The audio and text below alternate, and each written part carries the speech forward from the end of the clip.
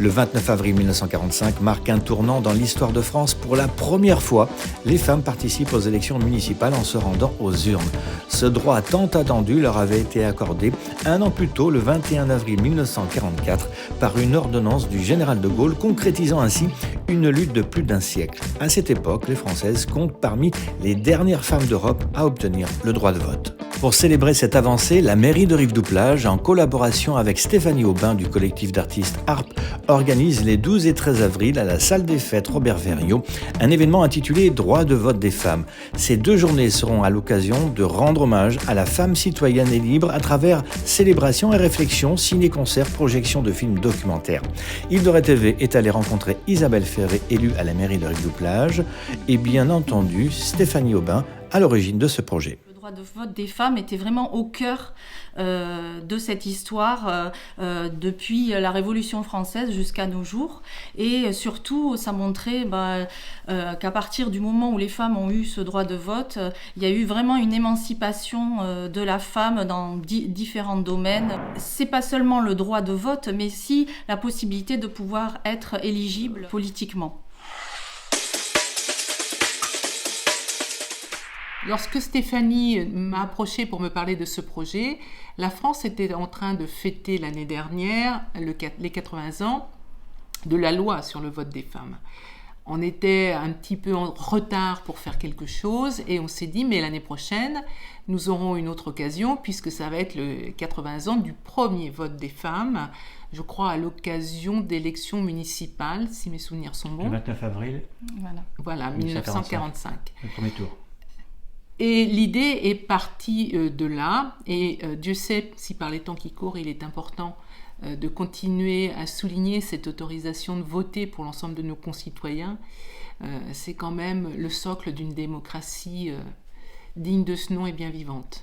Les droits ont quand même beaucoup évolué, hein. Au-delà du droit de vote, elles ont le droit de travailler sans demander l'autorisation de leur mari, d'ouvrir des comptes en banque, de vivre leur propre vie. Ceci étant dit, je pense qu'il reste encore beaucoup de choses à faire. Toute la difficulté dans ce débat, c'est de trouver l'équilibre qui doit être le même entre l'homme et la femme. Et c'est là où je trouve qu'on tombe un petit peu dans une exagération côté des femmes.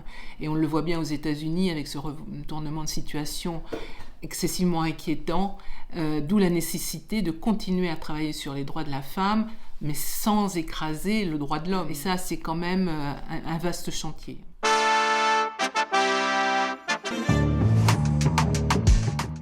Alors ce contenu s'est construit effectivement avec notamment la complicité de Marc-Antoine Hully qui m'a permis de rencontrer donc 2 conférenciers, notamment Philippe Boulier qui est philosophe, qui nous fera donc une conférence le samedi sur l'égalité homme-femme. Gaël de Gravereau qui est historien et qui lui nous parlera donc du phénomène des femmes manquantes en Chine et en Inde, c'est-à-dire la prédominance du fils par rapport à la fille dans ces 2 pays. Ciné-concert sur Alice Guy, la première réalisatrice, qui se déroulera donc le samedi soir. Et enfin donc un spectacle de Joséphine Perrault, qui est chorégraphe. C'est un spectacle théâtralisé qui s'appelle Femmes avec un S majuscule. Donc ce sont 5 femmes qui vont danser sur leur quotidien de femme. Là, c'est de montrer aussi donc toute l'ampleur du travail de la femme, pas seulement leur travail, mais aussi tout ce qui est fait à la maison et voire plus. Cet événement droit de vote des femmes se déroulera les 12 et 13 avril prochains à la salle des fêtes Robert Vergniaud de Rive-du-Plage, en notant au passage que le pot de l'amitié se fera le samedi 12 à midi, en même temps que l'inauguration de l'exposition des artistes rivedousais.